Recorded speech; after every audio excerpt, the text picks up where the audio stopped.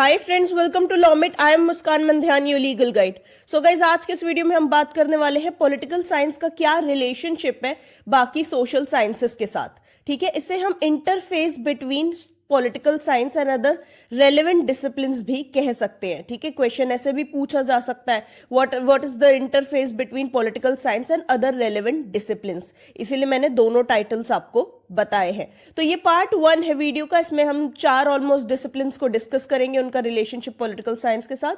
Part 2 video का बहुत जल्दी आ जाएगा। ठीक है, सो आई रिक्वेस्ट यू गाइस कि आप लोग प्लीज मुझे ध्यान से सुनते रहिए, अगर जरूरी लगे तो नोट्स बनाते रहिए। Let's start. पॉलिटिकल साइंस का लॉ के साथ क्या रिलेशनशिप है, उस पर मैं ऑलरेडी वीडियो बना चुकी हूं, तो प्लीज उसे देख लीजिएगा, लिंक डिस्क्रिप्शन में दिया हुआ है। जब हम किसी प्रॉब्लम को सॉल्व करने के लिए, ठीक है, जब हम किसी प्रॉब्लम को सॉल्व करने के लिए एक से ज्यादा डिसिप्लिन्स, ठीक है, एक से ज्यादा सब्जेक्ट्स की हेल्प लेते हैं, तब हमारी अप्रोच को इंटरडिसिप्लिनरी अप्रोच कहा जाता है। अगर हमारी प्रॉब्लम ऐसी है कि वो पॉलिटिकल साइंस से सिर्फ सॉल्व नहीं हो रही है, ठीक है, हमें एक और सब्जेक्ट की जरूरत पड़ेगी, तो हमने ज्योग्राफी की हेल्प ले ली। ठीक है, तो पॉलिटिकल साइंस और ज्योग्राफी को मिला के जब हमने उस प्रॉब्लम को सॉल्व किया, तब हमने एक तरीके से इंटरडिसिप्लिनरी अप्रोच का यूज किया उस प्रॉब्लम को सॉल्व करने के लिए। ठीक है, इंटरडिसिप्लिनरी का मतलब क्या हुआ? इंटर मतलब एक से ज्यादा है ना, तभी तो इंटर लग रहा है, इसीलिए इसे इंटरडिसिप्लिनरी अप्रोच कहते हैं। ठीक है, अब ये अप्रोच किन केसेस में फॉलो हो पाएगी? क्या हर केस में इस अप्रोच को आप लोग फॉलो करोगे? जहां पे भी कोई भी प्रॉब्लम आएगी, तो अगर पॉलिटिकल साइंस में सॉल्व नहीं हो रही तो हमने सोशियोलॉजी उठा लिया, कोई भी सब्जेक्ट उठा लिया और सॉल्व कर लिया? नहीं, ये अप्रोच उन केसेस में फॉलो होगी जहां पे वो डिसिप्लिन्स एक कॉमन प्रॉब्लम सॉल्व कर पाए। राइट, वो डिसिप्लिन्स कॉमन प्रॉब्लम से रिलेटेड हों, वो डिसिप्लिन्स ऑलरेडी डील करते हो किसी कॉमन प्रॉब्लम से, तभी तो आप सॉल्व करोगे ना बाकी सारे डिसिप्लिन्स की हेल्प लेके। ठीक है, तो ये चीज हमें ध्यान में रखनी है कि बाकी सारे डिसिप्लिन्स भी उस कॉमन प्रॉब्लम की बात करते हो। ऐसा नहीं है कि हमने कोई सोशल बिहेवियर से रिलेटेड प्रॉब्लम है तो उठा के फिजिक्स उठा ली कि फिजिक्स से सॉल्व करेंगे। नहीं, बिकॉज फिजिक्स इस कॉमन प्रॉब्लम की बात नहीं करती है, फिजिक्स सोशल बिहेवियर की बात नहीं करती है। हाँ, अगर हमने सोशियोलॉजी उठाई होती तो हमारा काम बन जाता, बिकॉज सोशियोलॉजी उस कॉमन प्रॉब्लम की बात करती है। राइट, तो आपको ये समझना होगा कौन सा डिसिप्लिन कौन सी कॉमन प्रॉब्लम की बात कर रहा है, तभी आप उसे सॉल्व कर पाओगे बाकी डिसिप्लिन से मिला के। राइट, तो इस चीज का ध्यान रखना है हमें। अब जो सोशल साइंसेज हैं, उनमें आपको कॉमन प्रॉब्लम्स मिल जाएंगी। राइट, उनकी स्टडी में आपको कॉमन प्रॉब्लम्स मिल जाएंगी, इसीलिए जो इंटरडिसिप्लिनरी अप्रोच है ये आपको सोशल साइंसेस के ग्रुप में देखने को मिलती है। यहीं पर ये अप्रोच को अप्लाई किया जाता है to solve their common problems. Their common problems क्या मतलब? सोशल साइंसेस की जो कॉमन प्रॉब्लम्स हैं उनको सॉल्व करने के लिए इंटरडिसिप्लिनरी अप्रोच का यूज किया जाता है। समझ रहे हो? यानी political science, sociology, economics, history, इन सारी सोशल साइंसेस में जो कॉमन प्रॉब्लम्स है, मिलती जुलती प्रॉब्लम्स है एक दूसरे से, उनको सॉल्व करने के लिए इंटरडिसिप्लिनरी अप्रोच का यूज किया जाता है। ठीक है, उनको सॉल्व करने के लिए ये सब्जेक्ट्स एक दूसरे की हेल्प लेते हैं। अगर सोशियोलॉजी, पॉलिटिकल साइंस और हिस्ट्री में कॉमन प्रॉब्लम है, एक ही जैसी प्रॉब्लम है, तो ये लोग एक दूसरे की हेल्प लेंगे। पॉलिटिकल साइंस सोशियोलॉजी की हेल्प लेगी, सोशियोलॉजी हिस्ट्री की हेल्प लेगी, ऐसे ही तीनों एक दूसरे की हेल्प लेके उस कॉमन प्रॉब्लम को सॉल्व करेंगे। ठीक है, इसीलिए ये इंटरडिसिप्लिनरी अप्रोच कहलाएगी। आई होप अब क्लियर हो गया होगा। अब पॉलिटिकल साइंस का पहला रिलेशनशिप है सोशियोलॉजी के साथ। ठीक है, वो डिस्कस कर लेते हैं। गिलक्रिस्ट ने सोशियोलॉजी को कैसे डिफाइन किया है? उन्होंने कहा है sociology deals with the fundamental facts of social life. यानी सोशियोलॉजी जो हमारी सोशल लाइफ के फंडामेंटल फैक्ट्स हैं, ठीक है, जो फंडामेंटल फैक्ट्स हैं उनसे डील करती है। Sociology is the science of the origin and development. ठीक है, ओरिजिन एंड डेवलपमेंट की साइंस है। Structure and functions of social groups के बारे में बताती है। ठीक है, ग्रुप्स किस तरीके से ऑर्गेनाइज्ड हैं, क्या स्ट्रक्चर है उनका, फंक्शंस क्या है उन ग्रुप्स के, इनके बारे में बताती है। फॉर्म्स के बारे में बताती है, ग्रुप के कितने तरीके के फॉर्म होते हैं, लॉज होते हैं, कस्टम्स और बाकी इंस्टीट्यूशंस की बात करती है, एटसेट्रा। जब हम सोशियोलॉजी के कॉन्सेप्ट्स एंड मेथड्स को, ठीक है, जब हम सोशियोलॉजी के कॉन्सेप्ट्स एंड मेथड्स को पॉलिटिकल बिहेवियर को स्टडी करने में या पॉलिटिकल इंस्टीट्यूशंस को स्टडी करने में अप्लाई करते हैं, तब यहाँ पर एक नई चीज निकल कर आती है जिसे हम कहते हैं पॉलिटिकल सोशियोलॉजी। बात समझे आप? जब हम सोशियोलॉजी के कॉन्सेप्ट्स और डिफरेंट मेथड्स को पॉलिटिकल बिहेवियर या पॉलिटिकल इंस्टीट्यूशंस को समझने में अप्लाई करते हैं, तब यहाँ पर एक न्यू वेंचर निकल कर आता है जिसे पॉलिटिकल सोशियोलॉजी कहा जाता है। ठीक है, सो सोशियोलॉजी किस तरीके से इन्फ्लुएंस करती है पॉलिटिकल साइंस को? पॉलिटिकल साइंस एक तरीके से पार्ट है सोशियोलॉजी का। ठीक है, पॉलिटिकल साइंस एक तरीके से पार्ट माना जाता है सोशियोलॉजी का, बिकॉज सोशियोलॉजी जो है वो इंसान की ना पूरी जिंदगी जो है, पूरी लाइफ जो है उसको स्टडी करती है। राइट, सामाजिक विज्ञान इसीलिए उसे कहा जाता है बिकॉज वो पूरी तरीके से उसकी जिंदगी जो रहती है उसे स्टडी कर रही है। लेकिन पॉलिटिकल साइंस क्या कर रही है? वो एक पॉलिटिकल एस्पेक्ट नहीं है, इंसान की सोशल लाइफ का एक पॉलिटिकल एस्पेक्ट भी होता है, वो सिर्फ उसे ही स्टडी कर रही है। सो पॉलिटिकल साइंस सिर्फ एक एस्पेक्ट स्टडी कर रही है एंड सोशियोलॉजी पूरी एक लाइफ। तो जाहिर सी बात है पॉलिटिकल साइंस पार्ट बन गई सोशियोलॉजी का। ऑगस्ट कॉम्टे ने डिस्क्राइब किया है पॉलिटिकल साइंस को कि वो बेटी है सोशियोलॉजी की। ठीक है, political science as the daughter of sociology, because initially political science was essentially a part of sociology. Early times में क्या होता था? पॉलिटिकल साइंस एक तरीके से पार्ट था सोशियोलॉजी का। राइट, थर्ड पॉइंट थोड़ा इंपॉर्टेंट है, प्लीज थोड़ा ध्यान से सुनिएगा उसे। पॉलिटिकल साइंस ने स्टेट को कब स्टडी करना शुरू किया? पॉलिटिकल साइंस ने स्टेट को स्टडी करना तब शुरू किया जब वो एग्जिस्टेंस में आ गया। ठीक है, जब हमें पता चला स्टेट एग्जिस्टेंस में है तभी तो हमने पॉलिटिकल साइंस को अप्लाई किया ना। उसके पहले क्या था? जो प्री पॉलिटिकल पीरियड था, ठीक है, जब पॉलिटिकल साइंस डेवलप नहीं हुई थी या राजनीति डेवलप नहीं हुई थी, उसके पहले का जो पीरियड था या स्टेट बनने के पहले का जो पीरियड था, तब सिर्फ ह्यूमन इंस्टीट्यूशंस हुआ करते थे। ठीक है, तब वहां पे तो सोशियोलॉजी अप्लाई होगी ना, पॉलिटिकल साइंस नहीं। आप समझ रहे हो धीरे धीरे? यानी जब स्टेट एग्जिस्टेंस में आया तभी पॉलिटिकल साइंस भी एग्जिस्टेंस में आई। उसके पहले सिर्फ सोशियोलॉजी थी, बिकॉज ह्यूमन इंस्टीट्यूशंस को स्टडी करने के लिए हमें सोशियोलॉजी की हेल्प लेनी पड़ती है, ना कि पॉलिटिकल साइंस की। समझ रहे हो आप लोग? सो सोशियोलॉजी तब भी थी जब स्टेट नहीं था, एंड सोशियोलॉजी अभी भी है जब स्टेट एग्जिस्टेंस में है। बट पॉलिटिकल साइंस तब नहीं थी जब स्टेट एग्जिस्टेंस में नहीं था। पॉलिटिकल साइंस तब आई जब स्टेट एग्जिस्टेंस में आया, बिकॉज तभी गवर्नमेंट और स्टेट आए। ठीक है, गवर्नमेंट और स्टेट को पढ़ने के लिए हमें पॉलिटिकल साइंस की हेल्प लेनी पड़ती है। लेकिन सोशियोलॉजी तब से है हमारे पास जब से ह्यूमन इंस्टीट्यूशंस एग्जिस्ट करते हैं, जब से इंसान एग्जिस्ट करते हैं तब से सोशियोलॉजी एग्जिस्ट करती है। समझ रहे हो आप लोग? यही होता है। अब देख लो सोशियोलॉजी कितनी ज्यादा वाइड है पॉलिटिकल साइंस से। अब पॉलिटिकल साइंस का क्या इन्फ्लुएंस है सोशियोलॉजी पर, वो देख लेते हैं। जहां पर भी ह्यूमंस के पॉलिटिकल एस्पेक्ट की बात होती है सोशल लाइफ में, वहां पर सोशियोलॉजी को पॉलिटिकल साइंस पर डिपेंड होना पड़ता है। ठीक है, जब भी हम ह्यूमंस के पॉलिटिकल एस्पेक्ट की बात कर रहे होते हैं तब सोशियोलॉजी को डिपेंड होना पड़ता है पॉलिटिकल साइंस पर। सोशियोलॉजी क्या क्या ले सकती है पॉलिटिकल साइंस से? वो ले सकती है about origin, organization, goals, functions, structure and operation of the state. ठीक है, यानी स्टेट से रिलेटेड ये चीजें जो भी मैंने बताई आपको, ओरिजिन, ऑर्गेनाइजेशन, गोल्स, फंक्शंस, इन सब के बारे में पॉलिटिकल साइंस बताती है सोशियोलॉजी को, बिकॉज सोशियोलॉजी ये सारी चीजें स्टडी नहीं कर पाती। Right, which forms the highest of all associations. State ही तो फॉर्म करता है ना सारी एसोसिएशन में, सबसे हाईएस्ट वही रहता है। And regulates the outstanding external social behaviour. ठीक है, इसीलिए इसको ये सारी चीजें पता करनी होती है सोशियोलॉजी को, तो वो पॉलिटिकल साइंस के पास जाती है। अब डिफरेंस क्या है पॉलिटिकल साइंस और सोशियोलॉजी के बीच, वो देखते हैं। अब डिफरेंस क्या है इन दोनों में? जैसे कि मैंने आपको बताया ही कि सोशियोलॉजी काफी ज्यादा वाइड है। ठीक है, पॉलिटिकल साइंस से काफी ज्यादा वाइड सब्जेक्ट है, बिकॉज सोशियोलॉजी डील करता है ह्यूमंस के हर स्फीयर से। ठीक है, हर एस्पेक्ट से ह्यूमंस के, चाहे वो सोशल रिलेशंस हो, चाहे वो पॉलिटिकल रिलेशंस हो। ठीक है, बट पॉलिटिकल साइंस जो है वो डील करती है सिर्फ पॉलिटिकल रिलेशन से ही। ठीक है, सिर्फ उसी से वो डील करती है, इसलिए वो नैरो पड़ जाती है। तो sociology study is the study of whole, but political science studies only a specific part of it, right. So sociology को हम एक जनरल साइंस बोल सकते हैं, ठीक है, बट पॉलिटिकल साइंस को हमें एक स्पेशलाइज्ड साइंस बोलना होगा, राइट।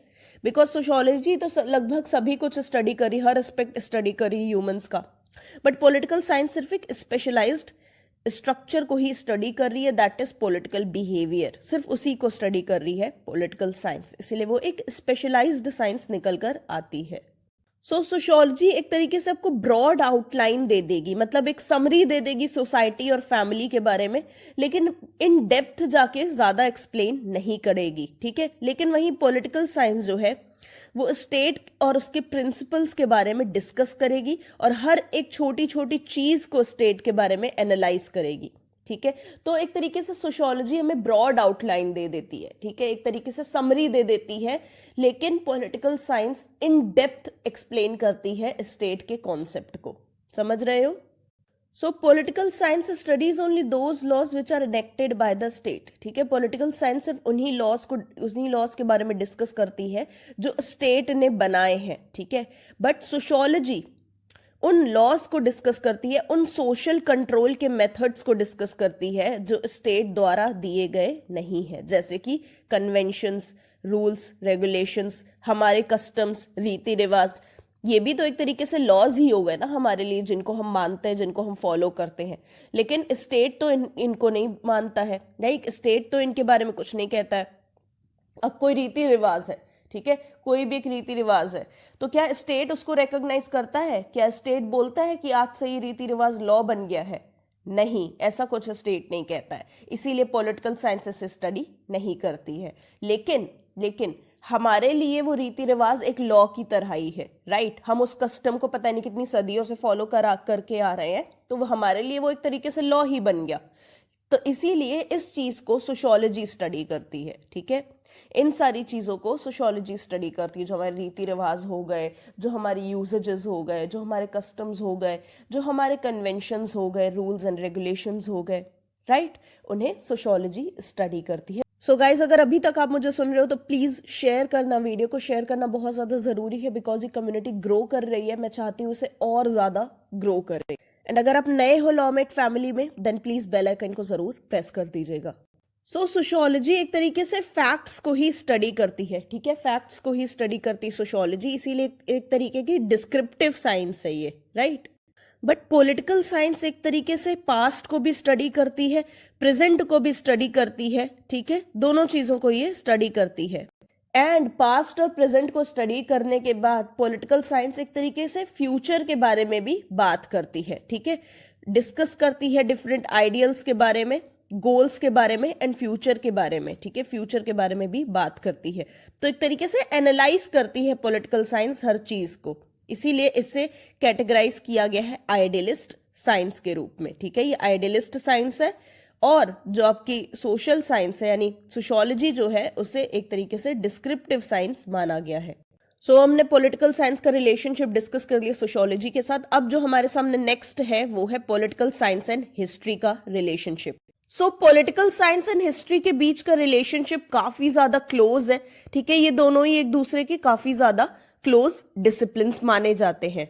हिस्ट्री में हम रीड करते हैं ह्यूमन सोसाइटी के बारे में, ठीक है, कि ह्यूमंस आए कैसे, इवॉल्व कैसे हुए, ठीक है, ये ह्यूमंस के economic, social, political and cultural development के बारे में बताती है, राइट। बट जो मॉडर्न हिस्ट्री है, ठीक है, जो मॉडर्न अप्रोच है हिस्ट्री और पॉलिटिकल साइंस को पढ़ने की, वो सिर्फ इसी के बारे में नहीं बात करती कि किंग्स कैसे आए, ठीक है, कैसे कोई किंग बना, कैसे किसी किंग का डिफीट हुआ, कैसे बड़े बड़े बैटल्स हुए, सिर्फ इसके बारे में मॉडर्न अप्रोच बात नहीं करती है, लेकिन इससे ज्यादा के बारे में भी बात करती है। देखते हैं और क्या क्या बात करती है modern approach to history and political science. So जो मॉडर्न हिस्ट्री को रीड करने की अप्रोच है या पॉलिटिकल साइंस को रीड करने की अप्रोच है, वो किंग्स और प्रिंसेस की बात तो करती है, उसके साथ साथ मासेस की भी बात करती है। मासेस मतलब नॉर्मल पब्लिक, हम और आप, ठीक है, हम लोग की भी बात करती है modern approach to history and political science. कि हमारा क्या रोल रहा है, कि किसी पब्लिक का क्या रोल रहा है हिस्ट्री शेप करने में या पॉलिटिक्स को शेप करने में, ठीक है। किसी जगह की पॉलिटिक्स को, किसी जगह की राजनीति को शेप करने में जनता का क्या रोल रहा है, ठीक है, इसके बारे में भी बात करती है। अब अगर हमें पॉलिटिकल साइंस को समझना है तो हमें एक तरीके से हिस्ट्री को पढ़ना ही पड़ेगा, राइट, कि किसी पॉलिटिकल इंस्टीट्यूशन की क्या हिस्ट्री रही है, कैसे वो पॉलिटिकल इंस्टीट्यूशन इवॉल्व हुआ है, कैसे वो पॉलिटिकल इंस्टीट्यूशन आया है, लोगों का क्या रोल रहा है, ह्यूमन एक्टिविटीज क्या क्या रही हैं, ठीक है। तो ऑलरेडी हमें हिस्ट्री को तो पढ़ना ही पड़ेगा अगर हमें पॉलिटिकल साइंस की डेप्थ में जाना है तो।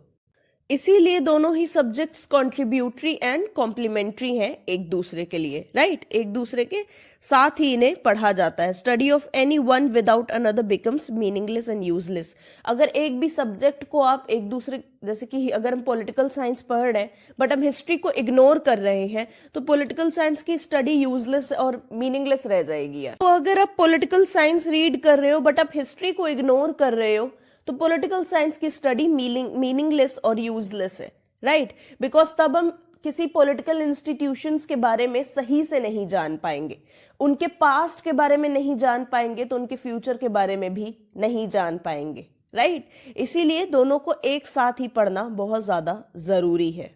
अब देखेंगे कि पॉलिटिकल साइंस हिस्ट्री के ऊपर किस तरीके से डिपेंड है। जैसा कि मैंने आपको बताया, किसी भी पॉलिटिकल इंस्टीट्यूशन का ओरिजिन, डेवलपमेंट या इवोल्यूशन आपको समझना है तो आपको हिस्ट्री की हेल्प लेनी होगी। तो यहाँ पर एक तरीके से पॉलिटिकल साइंस हिस्ट्री पर डिपेंड हो जाती है, राइट। सेकेंड है, हिस्ट्री ही गाइड करती है पॉलिटिकल साइंस को कि इतनी सारी प्रॉब्लम्स को सॉल्व कैसे करना है, ठीक है। डिफरेंट जो प्रॉब्लम्स आती हैं एक तरीके से उनका सॉल्यूशन क्या होगा वो हिस्ट्री ही पॉलिटिकल साइंस को बताती है। कभी कभी पॉलिटिकल साइंस को हिस्ट्री का फ्रूट माना जाता है। क्यों पॉलिटिकल साइंस को हिस्ट्री का फ्रूट माना जाता है? बिकॉज पॉलिटिकल साइंस ने जो इतने सारे पॉलिटिकल इंस्टीट्यूशंस बनाए हैं वो एक्चुअली हिस्टोरिकल एक्सपीरियंसेस के बेसिस पर ही बनाए हैं, ठीक है। हिस्ट्री में जो हमें डिफरेंट एक्सपीरियंसेस हुए हैं, जो अनुभव हुए हैं, उनके बेसिस पर ही आज के पॉलिटिकल इंस्टीट्यूशंस बने हुए हैं। अब देखेंगे हिस्ट्री कैसे डिपेंड होती है पॉलिटिकल साइंस के ऊपर, ठीक है। हिस्ट्री भी देखो अपनी इंपॉर्टेंस खो देगी, ठीक है, वो भी गोललेस हो जाएगी और इनकम्प्लीट हो जाएगी अगर हम कंटेम्प्रेरी पॉलिटिकल थॉट्स और इंस्टीट्यूशंस की बात ना करें तो, ठीक है। अगर हम मॉडर्न इंस्टीट्यूशंस की और पॉलिटिकल थॉट्स की बात ना करें तो हिस्ट्री भी एक तरीके से इनकम्प्लीट हो जाएगी। हिस्ट्री में जो इंसिडेंट्स हुए हैं, ठीक है, जो भी पॉलिटिकल फोर्सेस आए हैं, उन इंसिडेंट्स में जो भी पॉलिटिकल हैपनिंग्स हुई हैं, ठीक है, जितनी भी पॉलिटिकल हैपनिंग्स हुई हैं या जितने भी इंसिडेंट्स हुए हैं जिनका पॉलिटिकल साइंस से कनेक्शन है, उनको आप पॉलिटिकल साइंस के बिना समझ नहीं पाओगे, ठीक है। हिस्ट्री में जो भी चीजें हुई हैं उनको पॉलिटिकल साइंस के बिना समझना पॉसिबल नहीं है। चाहे किसी किंगडम का डाउनफॉल हुआ है, ठीक है, या कोई किंग बना है तो आखिर कैसे बना है, क्या स्ट्रैटेजी रही थी, बैटल्स क्यों हुए थे, राइट, यहाँ पे पूरा पूरा पॉलिटिकल साइंस का ही रोल आता है। इसीलिए हिस्ट्री को बिना पॉलिटिकल साइंस के समझना पॉसिबल नहीं है और पॉलिटिकल साइंस को बिना हिस्ट्री के समझना भी पॉसिबल नहीं है। अब पॉलिटिकल साइंस और हिस्ट्री के रिलेशनशिप को कंक्लूड करते हैं। हिस्ट्री एक तरीके से इंसिडेंट्स को नरेट करती है, ठीक है, एक कहानी के रूप में हम हिस्ट्री को पढ़ते हैं। लेकिन पॉलिटिकल साइंस को एक तरीके से हम फिलोसफिकल या कॉन्सेप्चुअल वे में पढ़ते हैं, एक तरीके से कॉन्सेप्ट्स के रूप में हम पॉलिटिकल साइंस को पढ़ते हैं। हिस्ट्री एक तरीके से क्रोनोलॉजिकल डिस्कशन है। क्रोनोलॉजिकल का मतलब होता है डेट वाइज, इस डेट को ये हुआ, उसके बाद वाली डेट को ये हुआ, ठीक है। तो हिस्ट्री ऐसे ही तो चलती है ना कि इस डेट को ये चीजें हुई, इस डेट को ये चीजें हुई। तो क्रोनोलॉजिकल डिस्कशन चलता है पास्ट का, है ना, पास्ट इवेंट्स के बारे में या पास्ट में जो भी चीजें हुई हैं उनके बारे में हम डेट वाइज मैनर में डिस्कस करते हैं। बट जो पॉलिटिकल साइंस है वो फिलोसफिकली इंटरप्रेट करती है चीजों को, ठीक है, फिलोसफिकली इंटरप्रेट करती है डिफरेंट आइडियल्स को और डिफरेंट डॉक्ट्रिन्स को, ठीक है। अब हम डिस्कस करेंगे पॉलिटिकल साइंस एंड इकोनॉमिक्स के बीच का रिलेशनशिप। एंड आई होप आप भी लॉमेट फैमिली के साथ रिलेशनशिप में आ चुके होंगे। वहां पे बेल आइकन प्रेस कर दिया होगा, शेयर कर दिया होगा अब तक, और लाइक तो आपने कर ही दिया होगा। अगर एक भी चीज नहीं की है तो प्लीज एक चीज तो कर दो, शेयर कर दो, बेल आइकन प्रेस कर दो या लाइक कर दो, जरूरी है बहुत। सो इकोनॉमिक्स एक सोशल साइंस है जो डील करती है production, distribution, exchange and consumption of wealth के साथ, राइट। ये डील करती है सेटिस्फेक्शन ऑफ ह्यूमन वांट्स के साथ, ठीक है। जो इंसान की इच्छाएं हैं वो सेटिस्फाई कैसे होती हैं, ठीक है। उसका मटेरियल वेलफेयर कैसे होता है, मटेरियली हम सक्सेसफुल कैसे बनते हैं, उस कि कुछ जो चीजें रहती हैं, महंगी गाड़ियां मिलती हैं, बंगले मिलते हैं, उनके थ्रू, ठीक है, कुछ चीजों के थ्रू हम सक्सेसफुल कैसे बनते हैं, मटेरियली सेटिस्फाई कैसे होते हैं, उसके बारे में बात करती है। किन वस्तुओं की आवश्यकता रहती है हमें अपना वेलफेयर करने के लिए, राइट। मटेरियली किन चीजों की जरूरत रहती है जिससे हमारा वेलफेयर हो सके। देखो पहले क्या था, पॉलिटिकल साइंस एंड इकोनॉमिक्स को एक ही सब्जेक्ट माना जाता था और उसको पॉलिटिकल साइंस बोलते थे, ठीक है। मतलब पॉलिटिकल साइंस और इकोनॉमिक्स एक ही सब्जेक्ट थे और उस सब्जेक्ट का नाम था पॉलिटिकल साइंस, ठीक है। Economics was regarded as a branch of political science, political science की ब्रांच ही मानी जाती थी इकोनॉमिक्स। आज ये दोनों सब्जेक्ट्स एक अलग अलग डिफरेंट फील्ड्स को होल्ड करते हैं और इंटीमेटली रिलेटेड है। भले ही ये दोनों सब्जेक्ट्स अलग अलग फील्ड में चले गए हो, ठीक है, अलग अलग कहलाने लगे हो कि इकोनॉमिक्स अलग है, पॉलिटिकल साइंस अलग है, लेकिन ये दोनों बहुत ही क्लोजली रिलेटेड है। स्कॉलर्स कहते हैं कि ये एक सिक्के के दो पहलू हैं, ठीक है।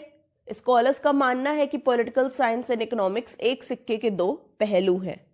इंडस्ट्रियल रिवॉल्यूशन जब आया तब इन दो सब्जेक्ट्स के बीच एक तरीके से क्लोज रिलेशनशिप देखने को मिला इंडस्ट्रियल रिवॉल्यूशन के दौरान।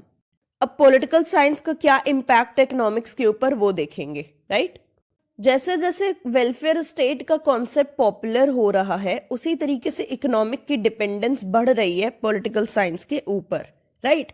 जितनी ज्यादा हम वेलफेयर स्टेट की बात कर रहे हैं उतनी ही ज्यादा इकोनॉमिक्स डिपेंड होती जा रही है पॉलिटिकल साइंस पर। देखो लोगों के एडवांसमेंट के लिए, उनके डेवलपमेंट के लिए इकोनॉमिक्स को कुछ ऐसी पॉलिसीज बनानी होगी, कुछ ऐसी वेलफेयर पॉलिसीज बनानी होंगी जिनसे उनका उद्धार हो सके, उनका वेलफेयर हो सके।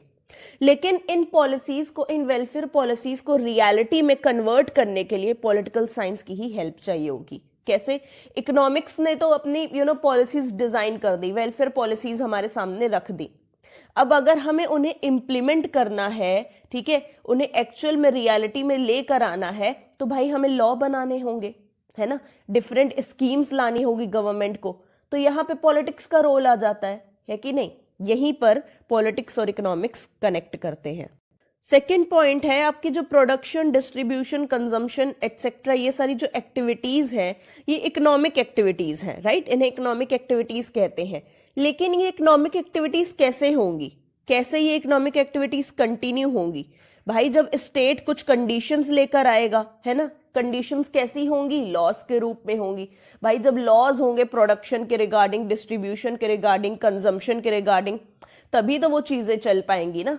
ऐसे तो ये इकोनॉमिक एक्टिविटीज नहीं चल पाएंगी, ये वहीं बंद हो जाएंगी। इसीलिए इनको चलाने के लिए एक तरीके से लॉज की जरूरत पड़ती है, स्टेट की जरूरत पड़ती है, और यही पॉलिटिकल साइंस सामने आती है। अब कोई स्टेट किस तरीके से ऑर्गेनाइज्ड है, ठीक है, किस तरीके से बना हुआ है, किन प्रिंसिपल्स को फॉलो करता है वो स्टेट, ये भी अफेक्ट करता है इकोनॉमिक लाइफ को। सो फॉर एग्जाम्पल अगर कोई स्टेट कैपिटलिस्ट स्टेट है, ठीक है, कैपिटलिस्ट स्टेट है, तो वहां पे एक तरीके से बहुत ज्यादा लिबर्टी दी जाएगी, बहुत ज्यादा रिलैक्सेशन दिया जाएगा इकोनॉमिक लाइफ में इंडिविजुअल को, राइट। इंडिविजुअल के पास फुल फ्रीडम होगी मार्केट में कि वो कितना भी पैसा चार्ज करता है किसी भी चीज के लिए, राइट, उसके पास फुल फ्रीडम होगी। तो ये हो गया एक कैपिटलिस्ट स्टेट की बात, यानी कैपिटलिस्ट स्टेट में आपको मैक्सिमम फ्रीडम मिलेगी इकोनॉमिक लाइफ में, ठीक है। बट वहीं पर अगर कोई स्टेट कम्युनिस्ट स्टेट है तो naturally maximum socialization and nationalization होगा इकोनॉमिक रिसोर्सेज का, ठीक है। यानी इकोनॉमिक रिसोर्सेज एक तरीके से सभी के पास होंगे, सोशलाइजेशन हो जाएगा, सोसाइटी होल्ड करेगी मैक्सिमम इकोनॉमिक पावर, राइट, या तो गवर्नमेंट होल्ड करेगी, नेशनलाइजेशन हो जाएगा, है ना। यहाँ पे मैंने कम्युनिस्ट स्टेट की भी बात की और एक सोशलिस्ट स्टेट की बात की है। अगर सोशलिस्ट स्टेट है तो भाई सोसाइटी होल्ड करेगी इकोनॉमिक पावर, और अगर एक तरीके से कम्युनिस्ट स्टेट है तो पूरी पूरी पावर किसके पास होगी? गवर्नमेंट के पास होगी, राइट? नेशनलाइजेशन हो जाएगा इकोनॉमिक रिसोर्सेस का। तो यहां पर आपको एक चीज समझ में आ जाएगी कि स्टेट किस तरीके से डिजाइन किया गया है, स्टेट ऑर्गेनाइज्ड कैसे है, क्या वो कैपिटलिस्ट है, या तो वो कम्युनिस्ट है, या तो वो सोशलिस्ट है। ये सारी चीजें ही डिसाइड करेंगी कि उसके लोगों की इकोनॉमिक लाइफ क्या होगी, राइट? स्टेट का ऑर्गेनाइजेशन इकोनॉमिक लाइफ को अफेक्ट करता है, और ये बहुत इंपॉर्टेंट पॉइंट है, इसीलिए इसको जरूर लिखिएगा अगर आप लिख रहे हैं तो। फोर्थ पॉइंट है, अगर हमें इकोनॉमिक डेवलपमेंट करना है, ठीक है, इकोनॉमिकली डेवलप होना है, तो लॉ एंड ऑर्डर, पीस बहुत ज्यादा जरूरी है सोसाइटी में। एंड लॉ एंड ऑर्डर कौन मेंटेन करता है? किसकी रिस्पॉन्सिबिलिटी होती है law and order and peace maintain करने की? स्टेट की रिस्पॉन्सिबिलिटी होती है। तो यहां पर पॉलिटिकल सिस्टम की जरूरत पड़ रही है इकोनॉमिक एक्टिविटीज को चलाने के लिए, राइट? यहां पर भी आप देख रहे हो कि पॉलिटिकल साइंस एक तरीके से इकोनॉमिक्स की हेल्प कर रही है। अब देखेंगे इकोनॉमिक्स का क्या इंपैक्ट रहा है पॉलिटिकल साइंस पर। हर स्टेट अपनी फॉरेन पॉलिसीज कैसे डिजाइन करता है? हर स्टेट अपनी फॉरेन पॉलिसीज डिजाइन करता है इकोनॉमिक सर्कमस्टांसेस के बेसिस पर। इकोनॉमिक कंडीशंस क्या चल रही है स्टेट में, उसके बेसिस पर ही वो स्टेट अपनी फॉरेन पॉलिसीज को डिजाइन करता है। सेकेंड पॉइंट है, कोई स्टेट कितना स्टेबल है, कितना स्टेबल है कोई स्टेट, ये डिपेंड करता है कि उस स्टेट के लोग इकोनॉमिकली कितने सेटिस्फाइड है, ठीक है? उस स्टेट के लोगों के पास खाने के लिए है या नहीं, ठीक है? ये डिसाइड करेगा वो स्टेट कितना स्टेबल है। अगर उस स्टेट में भाई भुखमरी फैली हुई है, ठीक है, लोगों के पास खाने कोई नहीं है, लोग कचरे से उठा के खा रहे हैं, तो वो स्टेट स्टेबल नहीं है। किसी स्टेट का गवर्नमेंट स्ट्रक्चर कैसा होगा वो भी इकोनॉमिक कंडीशंस ही डिसाइड करती हैं, ठीक है? Ancient Greek scholar Aristotle stated that production and distribution system of a state significantly contributes to the determination of the government system। देखो, जो एंशिएंट ग्रीक स्कॉलर आपके एरिस्टोटल थे, उन्होंने भी कहा था कि प्रोडक्शन डिस्ट्रीब्यूशन सिस्टम कैसा है किसी स्टेट का, वो ही डिसाइड करेगा कि गवर्नमेंट सिस्टम कैसा होगा उस स्टेट का। डेवलपमेंट कितना है किसी स्टेट का, या डेवलपमेंट किस पर किसी स्टेट का डिपेंड करता है? उसकी इकोनॉमी पर डिपेंड करता है। हम कहते नहीं है कि हमारी इकोनॉमी सबसे पावरफुल है, हमारी इकोनॉमी पावरफुल हो जाएगी। तो इकोनॉमी वर्ड क्यों आता है? क्योंकि एक तरीके से जो हमारी ग्रोथ है, हमारा जो डेवलपमेंट है, वो इकोनॉमी पर ही डिपेंड करता है, इकोनॉमिक्स पर ही डिपेंड करता है। लोग डेमोक्रेसी को एंजॉय ही नहीं कर पाएंगे, डेमोक्रेसी का बेनिफिट ही नहीं ले पाएंगे अगर इकोनॉमिक चेंजेस सही से नहीं होंगे तो, ठीक है? इसीलिए इकोनॉमिक चेंजेस पर एक तरीके से डेमोक्रेसी भी डिपेंड करती है, राइट? सो यहां पर आपको देखने को मिल रहा होगा कि पॉलिटिकल साइंस किस तरीके से इकोनॉमिक्स के ऊपर डिपेंड करती है। अगर डेमोक्रेसी का हमें पूरा पूरा फायदा उठाना है तो पहले नेसेसरी इकोनॉमिक चेंजेस करने होंगे, ठीक है?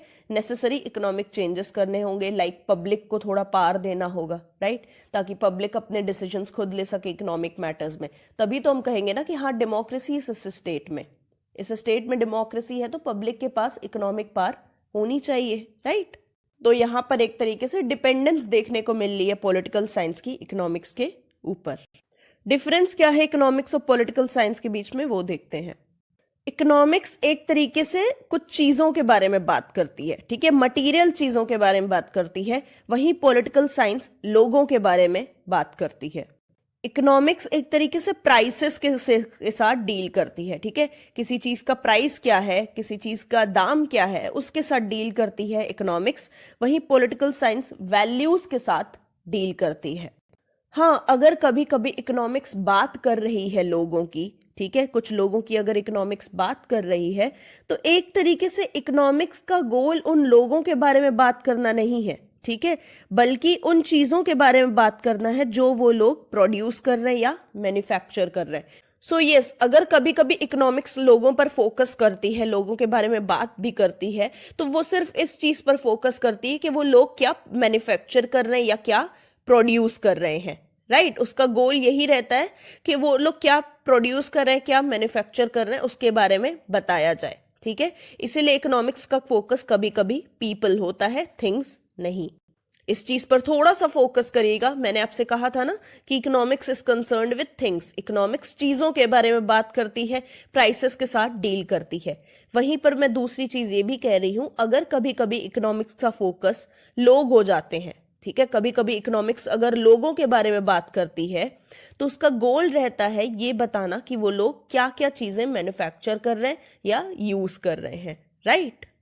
लोगों पर कभी फोकस नहीं करती economics. It is not with people as and in themselves, ठीक है।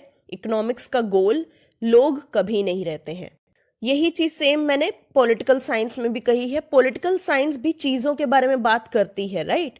ऐसे अभी मैंने आपसे ऊपर नहीं कहा था political science deals with people, ठीक है। वहीं पे मैं दूसरी चीज ये भी कह रही हूं, हाँ, अगर पॉलिटिकल साइंस चीजों के बारे में बात करती है तो वो in relation to moral values करती है।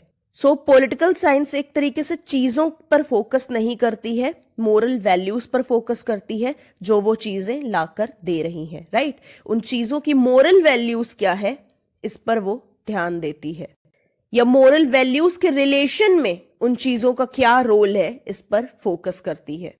सो पॉलिटिकल साइंस को एक तरीके से हम नॉर्मेटिव साइंस के रूप में कैटेगराइज कर सकते हैं। वहीं इकोनॉमिक्स एक तरीके की डिस्क्रिप्टिव साइंस है। सो पॉलिटिकल साइंस पॉलिटिकल एस्पेक्ट की बात करती है ह्यूमंस की लाइफ की। ह्यूमंस की लाइफ का पॉलिटिकल एस्पेक्ट क्या है उसको डिस्कस करती है पॉलिटिकल साइंस। इकोनॉमिक्स क्या डिस्कस करती है, इकोनॉमिक एस्पेक्ट क्या है ह्यूमन बीइंग की लाइफ का। सो इकोनॉमिक्स में एक तरीके से कौन सी प्रॉब्लम्स को डिस्कस किया जाता है, जो problems production, consumption, exchange and distribution से रिलेटेड हो, ऐसी प्रॉब्लम्स को डील किया जाता है इकोनॉमिक्स में। पॉलिटिकल साइंस में कौन सी प्रॉब्लम्स को डील किया जाता है, relations between the state and individual, state और बाकी एसोसिएशंस के बीच में क्या रिलेशन है, ठीक है, उनमें क्या प्रॉब्लम्स आ रही है, इनको डिस्कस किया जाता है पॉलिटिकल साइंस में। अब यहां पर एक कोट दिया हुआ है पॉइंट 3 में, an economist is he who knows the price of everything but the value of nothing, ठीक है। इकोनॉमिस्ट वो इंसान होता है जिसको हर चीज का प्राइस पता है, हर चीज का दाम पता है, लेकिन किसी चीज की वैल्यू क्या है वो उसको नहीं पता। सो इसको ऐसे समझते हैं, इकोनॉमिक्स हमें क्या बताती है, इकोनॉमिक्स हमें सिर्फ कमोडिटीज के प्राइस के बारे में बताती है, सिर्फ कमोडिटीज को एक्सप्लेन कर देती है कि ये चीज क्या है वो चीज क्या है, राइट।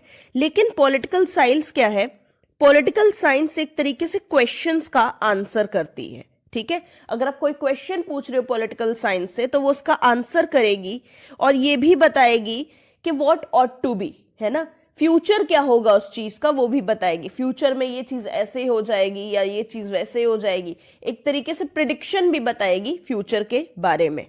लेकिन इकोनॉमिक्स क्या करेगी, इकोनॉमिक्स सिर्फ आपको आंसर देगी और शांत हो जाएगी, ठीक है, उस चीज के बारे में बताएगी और चुप हो जाएगी। फ्यूचर क्या होगा, व्हाट ऑट टू बी, ये चीज आपको वो नहीं बताएगी। और यही रीजन है that an economist is he who knows the price of everything. इसीलिए कहा जाता है कि इकोनॉमिस्ट को सिर्फ चीजों का दाम पता है, प्राइस पता है, ठीक है। वो चीज फ्यूचर में कैसी होगी या क्या होगा या उस चीज की वैल्यू क्या है वो चीज उसे नहीं पता। वो किसे पता है, पॉलिटिकल साइंस को पता है कि वैल्यू का है क्या है किसी चीज की, फ्यूचर प्रिडिक्शंस क्या है, वो हमें पॉलिटिकल साइंस ही बता पाती है। सो पॉलिटिकल साइंस और इकोनॉमिक्स के रिलेशनशिप को हम अब यहीं कंक्लूड करते हैं। इकोनॉमिक्स हमारे सामने आई 18th सेंचुरी में, किस रूप में, पॉलिटिकल इकोनॉमी के रूप में। सो पॉलिटिकल इकोनॉमी क्या था, पॉलिटिकल इकोनॉमी एक ऐसा सब्जेक्ट था जो बात करता है the study and practice of the management of government and the nation, ठीक है। गवर्नमेंट और नेशन को मैनेज करने की बात करता था पॉलिटिकल इकोनॉमी। 19th सेंचुरी में इकोनॉमिक्स अलग हो गई पॉलिटिकल साइंस से, ठीक है, पॉलिटिकल साइंस या पॉलिटिकल थ्योरी से अलग हो गई और एक डिफरेंट सब्जेक्ट के रूप में सामने आई। तब आपका लेज़िस फेयर डॉक्ट्रिन बहुत तेजी से आगे बढ़ रहा था, ठीक है। लेज़िस फेयर का सिंपल सा मतलब है कि इकोनॉमिक एक्टिविटीज में गवर्नमेंट को इंटरफेयर नहीं करना चाहिए, ठीक है, यही मतलब होता है लेज़िस फेयर डॉक्ट्रिन का। सो जब लेज़िस फेयर डॉक्ट्रिन एक तरीके से चल रहा था मार्केट में, उसी के इन्फ्लुएंस में इकोनॉमिक्स अलग हुई पॉलिटिकल थ्योरी से, राइट। तब इकोनॉमिक्स में बात की जा रही थी प्राइस की, मार्केट बिहेवियर की, ये सारी चीजें बहुत ज्यादा चल रही थी। सो जो प्रॉब्लम्स डिस्कस की जाती है इकोनॉमिक्स में, उन्हें सॉल्व किया जा सकता है अगर स्टेट और गवर्नमेंट आपस में कोऑपरेट करें तो। ठीक है, कोऑपरेशन से और स्टेट और गवर्नमेंट की हेल्प से उन प्रॉब्लम्स को सॉल्व किया जा सकता है जिनकी बात इकोनॉमिक्स करती है। और इसी तरीके से जो पॉलिटिकल साइंस में प्रॉब्लम्स उठ रही हैं उनको सॉल्व किया जा सकता है अगर हम इकोनॉमिक सिस्टम समझ जाएं किसी स्टेट का अगर हम इकोनॉमी समझ में आ गई, इकोनॉमिक सिस्टम समझ में आ गया, तो जो पॉलिटिकल साइंस में प्रॉब्लम्स उठ रही है हम उन्हें भी सॉल्व कर पाएंगे। अब हम चलते हैं पॉलिटिकल साइंस और एथिक्स के रिलेशनशिप के बारे में बात करने। Political science and ethics are interconnected and interdependent. So ethics जो है वो डील करता है मोरालिटी के साथ, ठीक है, और यही एक तरीके से बात करता है व्हाट इज गुड और बैड, सही क्या है, गलत क्या है, सच क्या है, झूठ क्या है, प्रॉपर क्या है, इम्प्रॉपर क्या है, राइट, इन सारी चीजों के बारे में बात करता है ethics. The evaluation of human conduct is the chief function of ethics. एक तरीके से ह्यूमन कंडक्ट को अगर हमें इवेलुएट करना हो, उसे समझना हो, तो हम एथिक्स की मदद लेते हैं, as well as political science की भी हेल्प लेते हैं। सो ह्यूमन बिहेवियर को, उसकी कंडक्ट को समझने के लिए पॉलिटिकल साइंस और एथिक्स की हेल्प पड़ती है। इन दोनों के बीच का रिलेशनशिप हिस्ट्री से ही चला आ रहा है, ठीक है, their intimate relationship has been continuing in the history से ही इन दोनों के बीच का रिलेशनशिप चला आ रहा है। So great philosophers, political thinkers like Plato, Aristotle, Gandhi ji, इन सब का मानना था कि ये डिस्टिंक्शन बहुत ज्यादा जरूरी है, ये सही गलत के बीच का डिस्टिंक्शन, इम्प्रॉपर प्रॉपर के बीच का डिस्टिंक्शन बहुत ज्यादा जरूरी है, पॉलिटिकल साइंस और एथिक्स के बीच का डिस्टिंक्शन बहुत ज्यादा जरूरी है और इसे अवॉइड नहीं किया जा सकता। प्लेटो ने यहां तक कि ये भी कहा है कि state is a community of souls rationally and necessarily united for the pursuit of moral end. State एक तरीके की कम्युनिटी है उन सोल्स की, ठीक है, यानी हमारी ह्यूमंस की ही। स्टेट एक तरीके की कम्युनिटी है ह्यूमंस की जो कि रैशनली एंड नेसेसरीली, यानी रीजन के बेसिस पर और जरूरी है, आवश्यकता के बेसिस पर यूनाइटेड है। किस लिए यूनाइटेड है? For the pursuit of moral and, कि एक अच्छा एंड, एक अच्छा गोल हम अचीव कर सके, एक मोरल गोल को अचीव कर सके, ठीक है। सो बेसिकली स्टेट एक कम्युनिटी है लोगों की जो कि रीजन और आवश्यकता के बेसिस पर यूनाइटेड है। किस लिए यूनाइटेड है? ताकि वो एक मोरल गोल को अचीव कर सके। वहीं पर एक दूसरा सेट है फिलोसोफर्स का, like Machiavelli, Karl Marx, Lasswell etcetera, जो ये मानते हैं कि मोरालिटी या एथिक्स का कुछ भी पॉलिटिक्स से लेना देना नहीं है, कुछ भी लेना देना नहीं है। अब एथिक्स का क्या इन्फ्लुएंस रहा है पॉलिटिकल साइंस के ऊपर, वो देखते हैं। सो पॉलिटिकल साइंस जो आइडियल स्टेट की बात करती है, जो एक राम राज्य की बात करती है, वो कैसे कर पाती है? अगर एथिक्स नहीं होते तो उसके बिना तो वो नहीं कर पाती। इसीलिए एथिक्स, आइडियाज ऑफ मोरालिटी, इन वजह से ही वो आइडियल स्टेट की बात हमारे सामने रख पाती है, बिकॉज एक आइडियल स्टेट को ऑफ मोरालिटी के बेसिस पर ही डिटरमिन कर सकते हो या इमेजिन कर सकते हो। पॉलिटिकल साइंस का स्टैंडर्ड अगर हमें डिटरमिन करना हो तो हमें एथिक्स की हेल्प लेनी होगी, because if a thing is Morli wrong, अगर कुछ मोरली गलत है तो वो पॉलिटिकली करेक्ट नहीं हो सकता, वो पॉलिटिकली भी रॉन्ग ही माना जाएगा। इवन जो बहुत सारे कॉन्स्टिट्यूशंस है डिफरेंट स्टेट्स के, वो भी मोरालिटी को फॉलो करते हैं, एथिक्स को फॉलो करते हैं। एथिकल आइडियाज की काफी ज्यादा इंपॉर्टेंस दी जाती है कॉन्स्टिट्यूशंस में, एथिक्स की काफी ज्यादा इंपॉर्टेंस है भी कॉन्स्टिट्यूशंस में। जैसे कि इंडिया और आयरलैंड का कॉन्स्टिट्यूशन इसका प्रूफ है। कैसे? बिकॉज ये दोनों कॉन्स्टिट्यूशंस रिस्पेक्ट करते हैं और इंपॉर्टेंस देते हैं directive principles of state policy को। अब ये directive principles of state policy एक तरीके से बाइंडिंग नहीं है नेचर में, ठीक है। कोर्ट में जाके आप ये नहीं कह सकते कि डायरेक्टिव प्रिंसिपल्स फॉलो नहीं किए गए। आप नाम से समझो, डायरेक्टिव प्रिंसिपल्स। डायरेक्टिव का मतलब क्या हुआ? एक तरीके से हम डायरेक्शन दे रहे हैं, हम सिर्फ बता रहे हैं तुम्हें, है ना। तो एक तरीके से एथिकली और मोरली दिए हुए प्रिंसिपल्स हैं, राइट। लेकिन फिर भी इंडियन कॉन्स्टिट्यूशन और आयरलैंड कॉन्स्टिट्यूशन इनको मानते हैं, इनको फॉलो करते हैं, इसीलिए ये हमारे कॉन्स्टिट्यूशन में दिए हुए हैं, directive principles of state policy.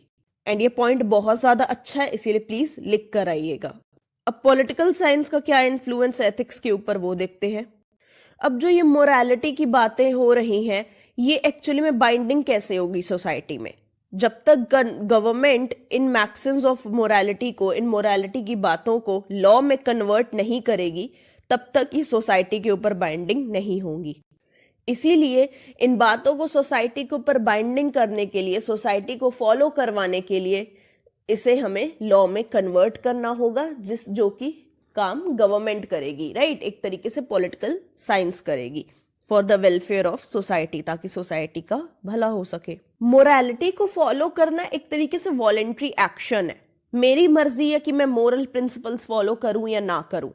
वहीं पे जो पॉलिटिकल साइंस है वो हमें राइट्स और ड्यूटीज देती है जिन्हें फॉलो करना जरूरी है अगर हमें स्टेट में रहना है तो। अगर हमें स्टेट में रहना है तो लॉज को फॉलो करना जरूरी है। इसीलिए कुछ मोरल मैक्सिम्स को जब हम लॉ में कन्वर्ट कर देते हैं तब हमारी सोसाइटी का बहुत ज्यादा भला होता है। जैसे कि राइट टू फ्रीडम, ठीक है, आजादी सभी का अधिकार है, सभी का अधिकार है। तो ये एक मोरल प्रिंसिपल ही तो है ना, कि किसी को हमें पकड़ के नहीं रखना है, सबको खुला छोड़ना है, क्योंकि वो उनका अधिकार है, किसी की आजादी हमें नहीं छीननी है। लेकिन अगर ये मैं ऐसे ही बोलती तो क्या कोई मानता? कोई नहीं मानता। वहीं पे अगर ये मेरा फंडामेंटल राइट है तो हाँ, इसको मैं सुप्रीम कोर्ट में भी जाके एनफोर्स करवा सकती हूँ, क्योंकि मेरा फंडामेंटल राइट छीना गया है। तो इसीलिए यहाँ पे जैसे ही लॉ का फोर्स आ जाता है, जैसे ही पॉलिटिकल साइंस आ जाती है, वैसे ही मोरालिटी काम की बन जाती है। सो हम कह सकते हैं ethical theory is incomplete without political theory. अब हम कंक्लूड करते हैं इन दोनों का रिलेशनशिप। सो कोई भी डाउट हो, कोई भी प्रॉब्लम हो, प्लीज कमेंट सेक्शन में डाल दीजिएगा। लॉ पीप्स मेरी इंस्टा आईडी है जिसका लिंक डिस्क्रिप्शन में दिया है, वहां पर भी आके आप डीएम करके पूछ सकते हो, मैं आपका डाउट क्लियर कर दूंगी। पार्ट 2 भी वीडियो का बहुत जल्दी आने वाला है, राइट? सो पॉलिटिकल साइंस का जो स्कोप है बहुत ज्यादा नैरो है, वहीं एथिक्स का जो स्कोप है बहुत ज्यादा एक्सटेंसिव है या वाइड है। सो पॉलिटिकल साइंस का जो सब्जेक्ट है वो गवर्नेंस की बात करता है, गवर्नमेंट सिस्टम की बात करता है। वहीं जो एथिक्स का सब्जेक्ट है वो बात करता है ह्यूमन वेलफेयर और मोरालिटी की। सो पॉलिटिकल साइंस में हम बात करते हैं इंसान के एक्सटर्नल लाइफ की, राइट? एक्सटर्नल एस्पेक्ट्स क्या है ह्यूमन लाइफ के, उसके बारे में बात की जाती है। वहीं एथिक्स में ह्यूमंस के इंटरनल एस्पेक्ट की बात करते हैं, उनकी लाइफ के इंटरनल एस्पेक्ट्स क्या हैं, अंदर से वो कैसे हैं, कैसे कैसे गोल्स बनाते हैं, कैसे गोल्स को अचीव करते हैं, किसे मानते हैं, किसकी बात नहीं मानते हैं, कौन से प्रिंसिपल्स फॉलो करते हैं, कौन से प्रिंसिपल्स नहीं फॉलो करते हैं। यानी इंटरनल एस्पेक्ट की बात होती है एथिक्स में, वहीं पॉलिटिकल साइंस में एक्सटर्नल एस्पेक्ट्स की बात होती है। So thank you for watching this video friends, and we'll meet soon in the next video. Good luck.